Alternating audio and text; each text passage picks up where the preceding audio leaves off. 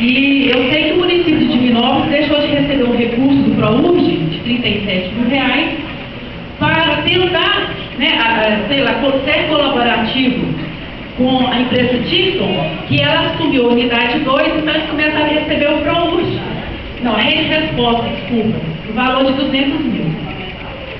Na terceira oficina do SAMU, da qual eu participo de todas, na terceira oficina do SAMU, na segunda, desculpa, ficou pactuado que os municípios, os hospitais que seriam de retaguarda, número 1, dos quais seriam apenas o São João de Deus e, claro, de Formiga, eles receberiam mensalmente R$ 400 mil para se organizarem, para terem estrutura para ser o hospital retaguarda do SAMU.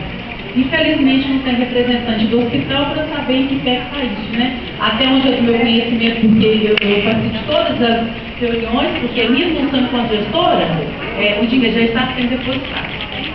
Há 2 meses, nós pactuamos, 2 ou 3 meses, se não me engano, eu sou ruim com dados. Nós, gestores dos 54 municípios, porque nenhum dinheiro, nenhum recurso desses das pactuações que eu comentei aqui, ele vem sem anuência de todos nós, nas reuniões do Superintendente de Saúde. Ficou estabelecido que o São João de Deus receberia cegonha, R$ 1 milhão por mês, 12 milhões anuais. Cegonha para quê, gente? Para maternidade. Então, assim, em que pé que está isso? Agora também outra coisa que me preocupa, independente de quem seja, estou terminando.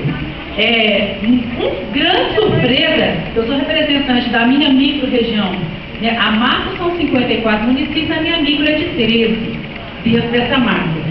A Superintendência de Saúde, na reunião, nos informou que se subitamente, do nada, o Estado aprovou a viabilidade do Hospital de Formiga de Campo Belo ser referência para a maternidade ou complexidade, sem anuência do setor. Isso não quer dizer que eles vão ser, mas pelo que eu estou vendo trabalhando nos bastidores, vão acabar aprovando.